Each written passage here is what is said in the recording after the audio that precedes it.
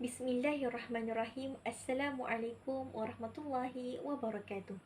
Salam sejahtera dan salam menadi ilmu, amal dan membaca. Nama diberi Nurul Adilah binti Muhammad Supian, pelajar tingkatan 3 dari Sekolah Menengah Agama Al-Hidayah. Salam apresiasi buat panjang kehakiman penuh berkarisma, guru-guru serta rakan-rakan celik akal minda dan penerus wadah tonggak negara. Andai patah saya Praja Wali, bertongkat jua saya kemari. Bukan untuk mencari calon suami, tetapi untuk sama-sama kita mendalami, memahami dan menghayati sebuah karya yang berisi penuh dengan mutiara kata. Songket Berbenang Emas mengandungi 258 muka surat dengan 28 bab di dalamnya. Buku ini diterbitkan oleh Dewan Bahasa dan Pustaka pada tahun 2015. Dengan hanya RM15, anda boleh mendapatkan buku ini di kedai-kedai buku yang berdekatan dengan rumah anda. Orang dulu-dulu kata, tak kenal maka tak cinta. Sebelum kita membelit setiap perkataan yang ada di dalam karya ini, moleklah sekiranya kita berkenalan dahulu dengan siapakah penulis di sebalik karya Songket Berbenang Emas. Saudara Khairuddin bin Aib merupakan anak kelahiran Johor. Beliau telah banyak menghasilkan buku karya kreatif seperti novel remaja, cerpen dan sajak. Hasil penglibatannya dalam bidang penulisan kreatif, beliau telah memenangi beberapa anugerah, termasuklah tempat pertama peraduan menulis novel remaja di BP 1990 yang berjudul Songket Berbenang Emas. Buku ini mengisahkan tentang kehidupan seorang pelajar bernama Dahlia yang cerdik dan disenangi oleh teman-temannya.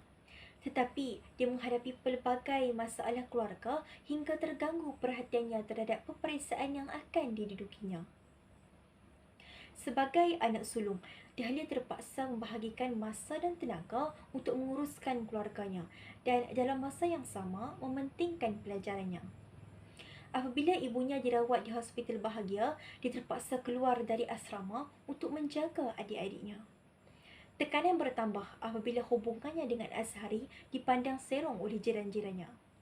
Malah, niat suci Dahlia dan tindakan beraninya terjun ke sungai untuk menyelamatkan seorang budak lelaki tidak dihargai apabila budak lelaki itu tidak dapat diselamatkan nyawanya.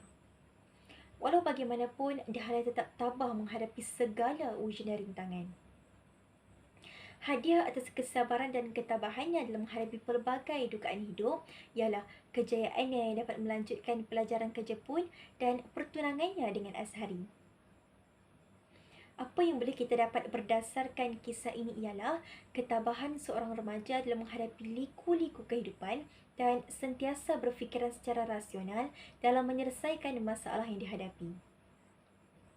Hadirin hadirat sekalian, sebab utama mengapa buku ini menjadi kegemaran saya ialah apabila saya membacanya, ia telah menyedarkan saya bahawa jangan pernah menyerah dan lari dari realiti, tetapi hadapilah dugaan yang ada di depan kita dengan sabar dan percayalah Allah sedang menyiapkan sesuatu hal yang lebih indah dari sebelumnya. Tambahan pula, cara penulisan penulis amat mudah difahami dan dihayati. Namun begitu, pada pendapat saya, buku ini juga mempunyai kekurangannya, iaitu lukisan grafik yang kurang dipaparkan pada setiap bab. Oleh itu, buku ini sesuai untuk semua peringkat umur kerana ia berkait rapat dengan realiti kehidupan sebenar masyarakat pada zaman ini. Kisah yang diterima Dahlia ini banyak memberi pengajaran buat kita semua. Antaranya, kita hendaklah cekal menghadapi ujian dan berusaha untuk menyelesaikan setiap masalah yang kita hadapi satu persatu.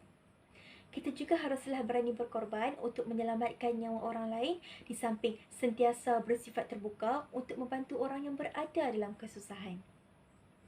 Akhir kata, jika anda dan juga anda semua sedang mencari-cari sebuah karya yang boleh membuatkan diri anda lebih cekal dan menghadapi dugaan hidup, maka saya hadirkan dengan satu cadangan buku karya Songket Berbenang Emas untuk mengisi masa lapang anda hari demi hari. Sekian, wabillahi taufiq wal hidayah. Wassalamualaikum warahmatullahi wabarakatuh.